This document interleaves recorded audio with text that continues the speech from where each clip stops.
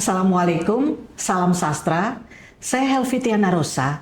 Saya akan membacakan cerpen saya berjudul Perempuan Kata-Kata.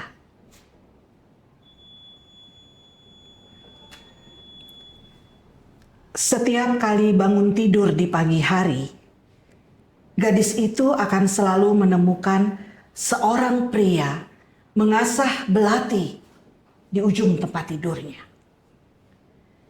Pria yang sama dengan gerakan yang sama. Mata mereka akan saling menatap sesaat, lalu pria itu akan meneruskan mengasah belatinya tanpa berkata sepatah kata pun. Ia muncul begitu saja dan seperti biasa, lelaki itu akan pergi tiba-tiba juga. Entah keluar lewat pintu atau jendela yang mana. Perempuan pengarang itu menyentak meja di hadapannya. Stop! Ia tercenung di hadapan layar yang entah mengapa seolah meledeknya. Sudah 30 menit berlalu dan kata-kata berhenti begitu saja di ujung jemarinya. Ini hari ketiga sejak ia dengar suara gelisah kawan lamanya di ujung telepon. Sudah ya, kucatat bahwa kau akan mengisi cerita pendek kami di majalah yang terbit April. Sekalian merayakan Hari Perempuan di negeri kita. Tapi sudah terlalu lama kau tak menulis cerpen. Padahal kami menunggu cerpen-cerpenmu.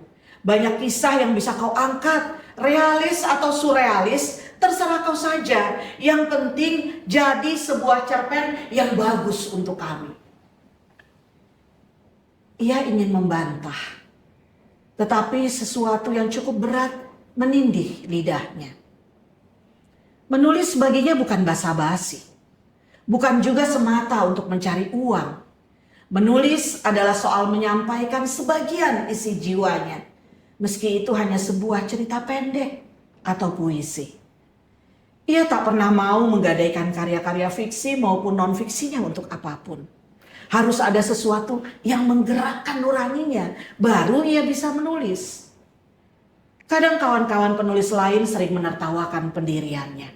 Menurut mereka, ia aneh. Aku menulis bukan saja untuk dunia, tetapi juga untuk akhiratku, katanya suatu saat. Lalu teman-teman pengarang yang lain terkekeh-kekeh, bahkan ada yang terbahak hingga keluar air mata. Kau tahu, setiap huruf harus dipertanggungjawabkan. Tambahnya, yang disambut dengan cemoohan tak peduli dari yang mendengar. Hei, kau masih di sana? Suara di ujung telepon. Perempuan itu akhirnya menyerah juga. Baiklah, aku akan menulis cerpen untuk edisi tersebut. Aku ingin memberi hadiah ulang tahun sebuah cerpen untuk diriku sendiri. Perempuan itu selalu berbunga setiap kali menyadari hari dan bulan lahirnya sama dengan pengarang terkemuka Hans Christian Andersen, 2 April. Di ujung telepon mereka berdua mengangguk-angguk tanpa melihat satu sama lain. Tersenyum sambil menghela napas nyaris seirama. Tetapi kini ia tercenung di depan layar komputer.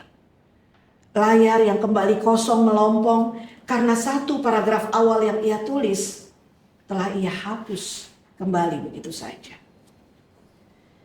Berhari-hari perempuan itu mencari ide untuk cerita pendek yang akan ia tulis. Hasilnya ia malah menulis beberapa puisi. Parahnya lagi, ia justru lebih bergairah menulis sebuah novel tentang masa kecilnya serta melanjutkan bab 4 disertasi yang harusnya telah ia selesaikan bertahun lalu. Lama-lama ia panik sendiri. Kawannya, sang redaktur, bahkan telah mengumumkan melalui laman Facebooknya bahwa majalah sastra terkemuka itu akan memuat beberapa cerpen dari berbagai kalangan dan namanya pun disebut-sebut di media sosial milik sang redaktur. Entahlah, mengapa kali ini begitu sukar baginya untuk menulis sebuah cerpen. Sudah memasuki tahun keempat, ia belum menulis cerpen baru. Para pembaca setianya berkali-kali bertanya, mengapa tak lagi mereka temukan kumpulan cerpennya di toko buku? Apa yang terjadi pada dirinya? Mengapa? Ia lirik judul buku puisi di hadapannya. Perempuan yang berdansa dengan puisi. Buku itu ia tulis tahun lalu. Tiba-tiba ia merasa menarik mengaliwahanakan puisi menjadi cerpen atau novel, lalu layar lebar. Ia tercenung, mencoba merangkai kata-kata kembali dengan kening berkerut. Ya, ia selalu duduk di taman itu, hampir sepanjang waktu, sambil menulis puisi-puisi tentang cinta yang tak pernah sampai. Ia menyadari bahwa ia harus merelakan takdir yang merengkuhnya. Jika ada 10 gadis duduk di taman itu, ia adalah gadis terakhir yang akan dipilih oleh sang pangeran untuk menjadi istrinya. Jika ada undian berhadiah gelang atau kalung emas untuk 10 wanita, dan andaikan pesertanya hanya 11 orang, ia tahu bahwa ia adalah orang yang ke-11 yang tak akan mendapatkan apapun. Begitulah waktu memakan usianya pelan-pelan sebagai orang yang tak pernah terpilih. Dan kini ia sudah berusia 40 tahun. Sendiri tanpa pasangan hidup yang ia damba. Angin senja itu bertiup lebih kencang dari biasa.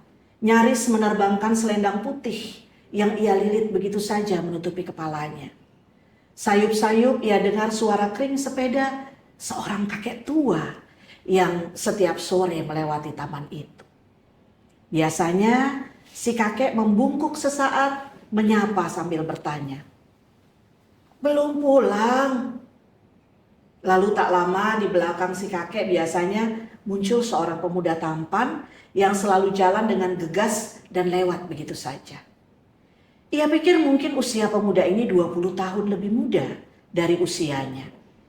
Ia berharap suatu ketika melihat pemuda itu menyapanya, dan kala itu terjadi, sang pemuda telah jalan berdua dengan istrinya yang cantik. Langit kulit jeruk melumat awan yang pias.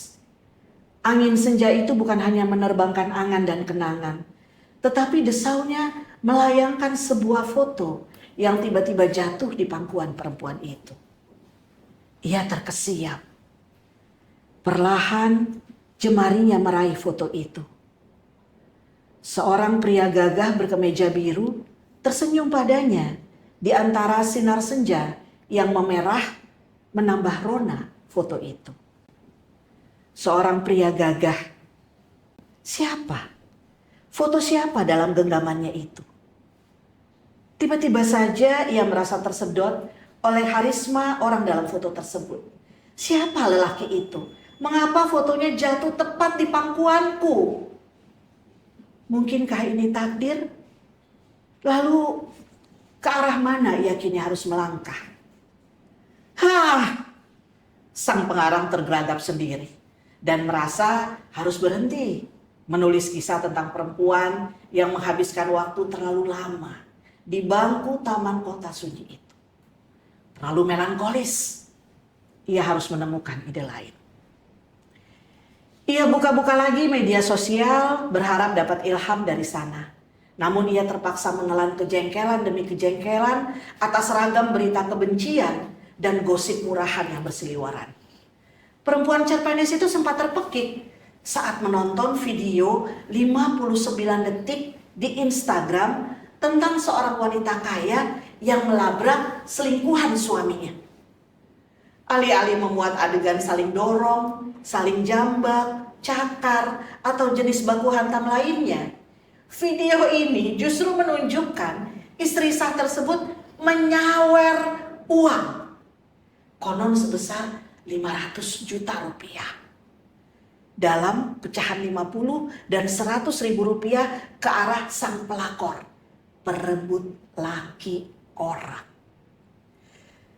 Mata tokoh kita takjub melihat adegan itu.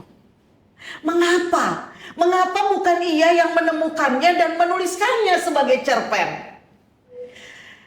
Ia tak mungkin menulis kisah pelakor yang klise atau biasa-biasa saja. Harus ada yang berbeda sekaligus bermakna. Dan video yang barusan ia lihat itu bombastis. Ia benar-benar gelisah sekarang. Karena belum ada satupun ide cerita yang menarik baginya untuk dijadikan sebuah cerpen. Bagaimana kalau ku pertemukan Rintrik, Sukap, dan Olengka dalam satu kisah, pikirnya. Tapi siapa yang harus ku buat lebih dominan? Siapa yang harus ku manja? Dan siapa yang harus ku patahkan dalam cerita? Tunggu. Apakah harus ada yang datang dan pergi? Yang dibelai dan dipatahkan? Ia langsung menepis kemungkinan menulis cerita itu. Biarlah tokoh-tokoh itu sudah tenang di pembaringan mereka masing-masing. Sesungguhnya ia ingin menunjukkan kepedulian dan mengajak orang lain untuk peduli. Perempuan itu kemudian berpikir menulis cerita yang mengangkat realitas sosial yang sedang terjadi di negerinya. Cerpen-cerpenku bahkan harus bisa melawan hoax, katanya pada diri sendiri. Misalnya, ia bisa menulis cerpen tentang orang miskin dan buruk gizi yang kian menjamur di negeri ini. Tentang kelaparan yang melanda suku Asmat, kartu merah, kuning, hijau yang menjelma dagelan politik.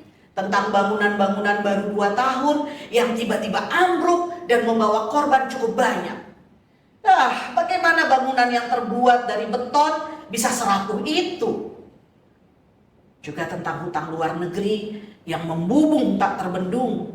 Tentang harga bensin yang selalu naik diam-diam. Dan baru diketahui saat ia berada di pom bensin untuk mengisi bahan bakar mobilnya. Harga listrik yang kian mencekik leher. Tentang artis yang menghina lambang negara. Namun malah diangkat menjadi duta dari lambang negara tersebut. Penanganan hukum yang membuat masyarakat sesak karena tebang pilih benar-benar nyata di hadapan mata. Lalu orang-orang baik yang kian kuyup oleh fitnah. Sebagian menghadapi teror dari mulai disiram air keras usai sholat subuh hingga sebelah matanya buta. Sampai yang dibacok di tepi jalan tol. Pelakunya ajib, tak terendus polisi manapun. Kisah-kisah berkelebatan di benaknya. Hilir mudik antara dunia nyata dan fiksi. Tapi tak ada yang ia tulis juga, hingga keresahan dalam dirinya merembes, meluap kemana-mana. Ia mulai merasa bahwa dunia nyata telah merebut dunia fiksi yang diciptakan para pengarang. Fiksi telah menjelma menjadi realita baru di negerinya. Fiksi dan fakta sudah menjadi saudara kembar yang sulit dibedakan. Bahkan ia beranggapan banyak pemimpin di negerinya yang muncul dan besar dari kisah fiksi itu. Ia kesal sendiri dan hampir saja melempar sebuah jambangan mungil tanpa bunga di hadapannya ke tembok saat ia dengar suara suaminya. Kau pernah cerita tentang kebiasaan sastrawan favoritmu Putu Wijaya padaku, ujar suaminya. Cerita yang mana? Perempuan itu mengerutkan kening. Bahwa Putu Wijaya pernah beberapa kali tampil membawakan cerpen yang baru ia kisahkan. Namun justru belum ia tuliskan. Mungkin kau bisa mencoba metode itu dengan bercerita padaku tentang sesuatu. Aku bisa menerima bila kau bercerita dengan gaya teatrikal Putu Wijaya, ujar suaminya tersenyum. Ayolah, nanti itu bahan cerpen yang akan kau tulis. Ia langsung teringat masa kecilnya. Ibunya selalu mendongeng dan setiap kali selesai mendongeng, perempuan paling mulia dalam hidupnya itu selalu memintanya untuk balas mendongengi sang ibu. Mulanya ia heran, mengapa ibunya begitu pamrih? Sebuah dongeng harus dibayar dengan dongengan lain. Ibu bahkan memintanya bukan sekedar mendongeng, melainkan juga memperagakan tokoh-tokoh dalam dongeng tersebut. Setelah besar, ia tahu bahwa hal tersebut menjadi cara ibunya mengajarinya berani bercerita di muka kelas atau di mana saja di hadapan banyak orang, serta memupuk bakatnya sebagai tukang cerita. Sampai suatu saat ibunya berkata, "Tidakkah sebaiknya kau tulis semua kisah yang pernah kau dongengkan pada ibu, agar anak-anak lain bisa membaca kisah-kisah seru itu?" 2 cangkir kopi berhasil memaksanya tetap terjaga. Jam berdentang 12 kali. Namun kata-kata masih tertahan di kepala hingga ujung jemarinya. Layar komputernya putih, lalu gelap, lalu putih lagi saat ia tekan tombol apapun agar layar itu tak tertidur. Pikirannya berkecamuk saat ia dengar suara langkah banyak orang di beranda. "Nyai, Nyai!" Beberapa memanggilnya, mengetuk-ngetuk pintu rumahnya yang berada di lingkungan pesantren. Ia membuka pintu dengan perasaan debar yang campur baur. "Kiai, Nyai, Kiai Abdullah." Matanya terbelalak. "Apa? Kenapa? Kenapa Kiai Abdullah?" tanyanya pada sekelompok santri itu. "Kiai diserang orang, Nyai, di masjid tak jauh dari pesantren, habis isi pengajian tadi." Suara perempuan itu tercekat di kerongkongan, membayangkan suaminya roboh berlumuran darah. Siapa yang menyerangnya? Apakah suamiku? "Luka Kiai cukup parah, Nyai. Kami sudah langsung membawa beliau ke rumah sakit terdekat. Penyerangnya juga sudah kami tangkap, Nyai. Tapi orang itu menceracau seolah-olah gila. Kami akan membawanya ke kantor polisi." "Aku harus ke sana." Ia beranjak, mencoba gegas menyusul ke rumah sakit. Tapi tubuhnya limbung, terasa melayang. Beberapa santriwati memapahnya. Sudah 3 bulan ini ia kurang tidur, turut berjaga-jaga setelah mendengar kabar maraknya penyerangan terhadap kiai-kiai di lingkungan pesantren di negeri ini. Ia mencoba mengatur napasnya yang kian tersendat. Kiai Abdullah, suaminya yang lembut dan membawa kesejukan senantiasa. Siapa yang mau menyerang salah satu ulama terbaik yang dicintai santri-santri dan masyarakat di daerah mereka itu? Ia tidak percaya para penyerang kiai itu gila. Mungkin hal tersebut hanya dalil agar lolos dari jerat hukum. Tapi kalau memang mereka betulan gila, mengapa mereka bisa mengenali para kiai dengan akurat? Kalau mereka gila, siapa yang memelihara, mengorganisir, dan melepaskan orang-orang tak waras itu ke pesantren-pesantren? Karuk maruk, tak ada yang betul-betul bisa membuatnya tenang di negeri ini. Tiba-tiba bulu kuduknya meremang, tubuhnya gemetar, ia bergidik, menggigil, sebagaimana tokoh-tokoh dalam cerita fiksinya. Saat harus menghadapi pertarungan di dalam maupun di luar diri mereka. Kopi di hadapannya masih mengepulkan asap berbentuk ragam wajah yang meledeknya berkali-kali. Wajah-wajah itu menjelma seringai para politisi dan publik figur yang ia follow di media sosial. Cerita-cerita kembali terpasung, bergelantungan. Tak ada kisah utuh yang sangat ia rindukan sebagaimana dulu. Dari dalam komputer muncul titik-titik hitam. Makin lama makin banyak, menyemut, lalu tampak makin nyata membentuk huruf-huruf. Huruf-huruf itu menjelma kata-kata, menjelma kalimat demi kalimat yang terus berhamburan memenuhi layar.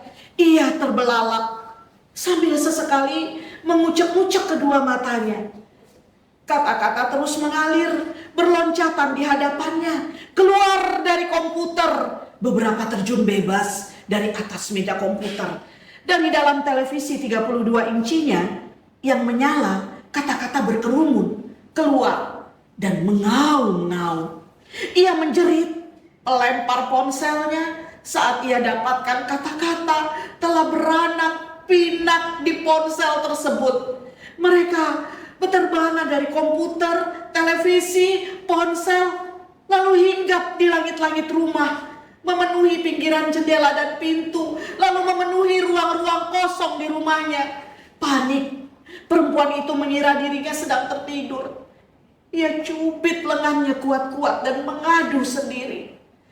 Kata-kata terus menyeruak keluar, saling sikut dan berebut tumpah ruah, terus menyesakkan rumahnya. Kata-kata mulai mencakar dan mencabik, naik ke kaki, lengan, dada, leher, memanjati, melompat, dan berayun-ayun di tubuhnya, terus menjalar ke wajah dan kepalanya, menyelusup masuk ke dalam telinga, hidung, dan kedua matanya. Ia berteriak sekeras yang ia bisa, tetapi kata-kata berjejalan masuk ke mulut dan memenuhi kerongkongannya.